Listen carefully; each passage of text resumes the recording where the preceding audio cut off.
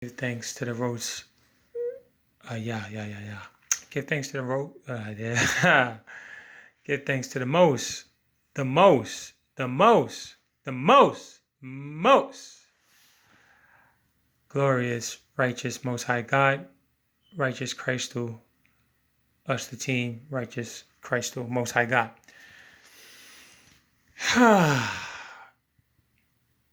Okay, I'm gonna try to make this quick. Not that, not like I'm so sensitive, right? When I say I try to make this quick, I don't want to like I don't want nobody to take it as like a diss, like I come and leave. But it's just not meant to be long. And yes, I'm talking to myself. Self therapy is one of the best things you can do, and it's actually what started before therapy. It's ironic how people say, "Oh, if you talk to yourself, you're crazy," but everybody talks to themselves.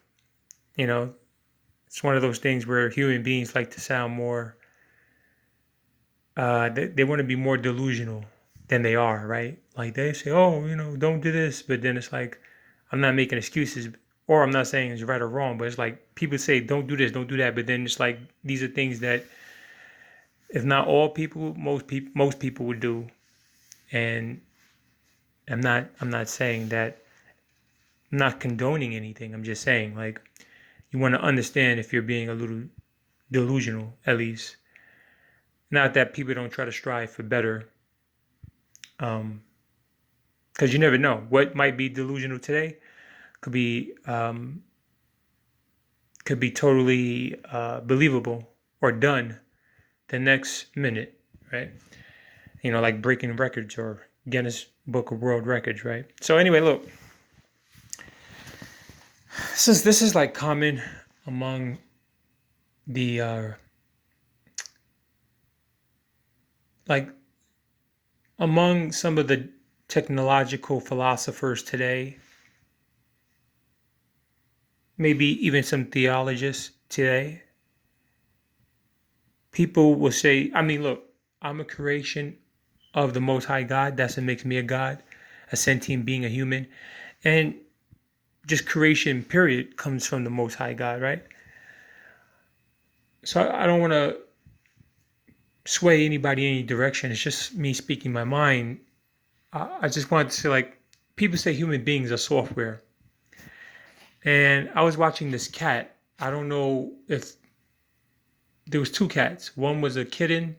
One was an adult cat. I don't know if they're related, but the whole point is this: the kitten was watching the adult cat and mimicking the moves. And you hear the saying, "Monkey see, monkey do."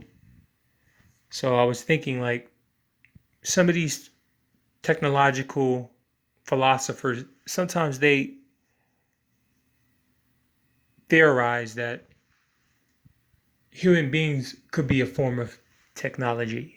Again, I'm a human being, soul, spirit, creation of the Most High God. I'm just telling you what some of these technocrats sometimes say. They're like, and I'm not saying they don't say that you're not a sentient human being. I'm just saying that sometimes they theorize, these technocrats sometimes theorize that human beings are like software, meaning that monkey see, monkey do, right? So you emulate, especially in the first 9 years of your life, and some will say even in when you're in the womb, by picking up to certain frequencies and sounds and your mother's voice and heartbeats and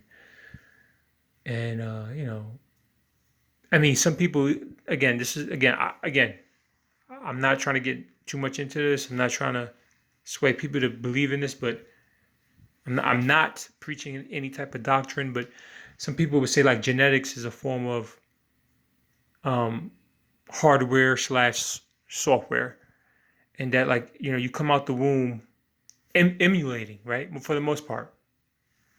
And obviously, this is why this is why people stick out, right? Like if you're a albino, you stick out because you're not emulating the traits, the skin complexion.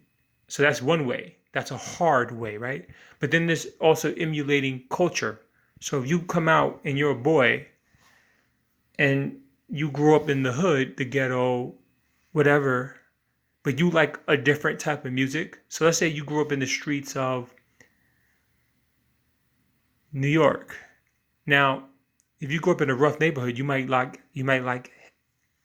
what that environment likes. But you will start to stand out if you don't emulate. So let's say you travel 4 or 5 miles away from your hood and you go to the Philharmonic in Manhattan, and then you listen to classical Beethoven, you might stand out, right? Because you're not emulating. But what's my whole point? My whole point is these technocrats would say that for the most part, most humans emulate. Not only do they like what other people like, who they watch and grow up with, but they also get subconscious downloads by, consuming involuntarily through their meta and beta ways, picking up the consciousness around them, whether they're conscious or they're using their subconscious when they're sleeping, or just as they're going about in that reality, they're like an antenna. They're picking up all the stuff. But then it comes down to what are you converting it to? So you can pick up the songs that's in your environment. If there's constant partying or there's music playing outside of a bodega, you could pick it up, but are you going to like it? So again, that's what people sometimes watch for. Are you emulating? Can you grow up around the music, or can you grow up around a genre of music and then totally, even when you see the rest of the people in your environment, they like that music, they constantly play that music, but do you say, it's not for me? So it's like, are you like the rest, right? Or are you that 1%, or are you that fraction of a percent that says, I like nothing, or I like something totally else, right? And then the rest of the 99% say, I don't like that. Why you like that? And again, okay, let me go to the point. Oh my goodness, let me go to the point. The whole point I'm trying to say is, I just wanted to talk because I saw this video of a cat doing something, and then the younger, smaller cat, two cats, the cat was doing something, then the smaller cat, the kitten, was watching the bigger cat. And I just wanted to say, like, there's that whole monkey see, monkey do cliche saying. So I'm saying to myself, like, this is why some people believe, this is why some technocrats believe that human beings could be described as an emulating software antenna, so to speak. So you just kind of, to a certain extent, especially if you're learning and you're young, you're just sort of emulating. You're just sort of like mirroring. You're having like a mirroring effect. I just want to say, like, that's how they say it's software, because you're downloading your environment, and usually you download whatever you think is you download whatever you think looks most like you. Because again, I think maybe that's because you're looking for that signature, right? You're looking for that mirroring signature. So you're yourself, and then some could say that you constantly trying to figure out who you are. So when you see something that's maybe like you, or here's the key, maybe something to your liking, right? So it's not, for instance, a music isn't like you, right? It's a sound, it's a melody. But if you like it, maybe you feel like it's vibing with you, right? So something about your frequencies may be matching that frequency, but that can change. But again, I just wanted to say, like,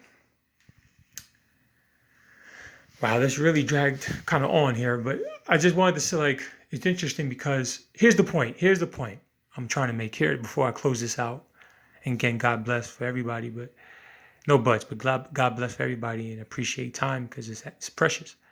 And people say time is just an illusion. Some people say just different points of presence. But anyway, no buts, but I'm just saying, like, all love. And here's what I wanted to close with. As the cat was emulating, sort of like, trying to, like, observe and emulate and find its serenity, consciousness, and be calm and learn and feel belonging, or feel comforted. I noticed there was the shift when the big cat started to pay more attention to the smaller cat that was right next to it, and then started giving it some nurturing, some love, some care, like the licking and stuff, it broke the consciousness of emulating for that kitten. So in other words, even though the kitten could have licked and emulated it back, but it didn't, at least from what I saw in those first couple of seconds, because it was a shift, right? So if you're mirroring somebody, right, they lift their leg, you lift your leg, they lift their arm, you lift your arm. But what about if that person comes to you and they hug you, right? So now you can hug them back, but in this case, the kitten was so small, so it just took it on, right? Like it was kind of, I'm not going to say abrasive, but when the big cat came to the kitten and started giving it nurturing, it just accepted it. It didn't really initially give the licks and the nurturing back, because the kitten, even though it looked like it appreciated it, but it broke the shift of doing whatever the big cat did, right? Because you have to think the brain and the kitten is still geared for threats. So then boom, the shift happens where the big cat looks at the small cat and then comes closer and gives it a loving gesture. But that shift, the brain is just like, okay, let me just accept this in, because it's not bad. But what I started to realize was the kitten sort of, in not having a problem with the big cat, it broke the emulation that the kitten was doing, mimicking with the big cat. So I'm just saying, like, I noticed that now it just seemed like for that split second, because the video ended, I felt like then the kitten was starting to like not look off, but it was just like letting the big cat nurture it. And then I could tell the kitten was like, okay, who can I do this to? Right? Because remember, big cat did something, small cat did something. But when the big cat had a more engaging gesture directly with the small cat, where the kitten couldn't directly emulate it back to the big cat at that moment, instead the kitten was just looking off. I think it was because it was like, okay, I want to emulate this to a smaller cat, but there was no smaller cat. You understand what I'm saying? So it's like a chain down. Big cat did something, little cat did something, but since there was no other littler cat, it got stuck with him. So now he's looking off to see how to emulate that next gesture. And then obviously that's how I think maybe that's how maybe just, and it's also in genetic code with the brain, but I think that's how you get installed, how that cat will grow up and then wants to have kittens, right? Because it's going to remember that emulation from the big cat to small cat. Then when the big cat gets bigger, it's going to look to have kittens so it can emulate that same gesture from many years ago, earlier in that cat's life. Just a theory, but those technocrats say, okay, it's all software because you're just downloading, it's, I can get a little bit deeper with it, but it could be a rabbit hole. Yeah, it can definitely be a rabbit hole, right? Because it could be a rabbit hole. And trust me, I can do this like 1,000 and infinite amount of ways. But I'll leave it with this, how, again, I'm not trying to really give people too much to think about, because I want people to live their life and enjoy. I don't want you to be in a headspace rabbit hole. But I heard a prosecutor say, so he felt like some people are inherently genetically criminals. So I said to myself, then you're an inherited genetic criminal. Bigger, because why are you prosecuting somebody who you feel like never even had a choice? That makes you a less divine being, because you're not operating with intelligence. And if you're saying you have enough intelligence to think that this person never have a choice, then why are you judging them as if they did make bad choices. If you're saying that that's what you believe and that's what you know with your data and your career, if that's what you really believe, as you said you do, then why are you acting like these people actually had a choice? And trust me, I can see the rebuttal. I can argue the other side so easily, but I just don't want to go on and on with it. I'm just saying how some people they talk, but they don't really think.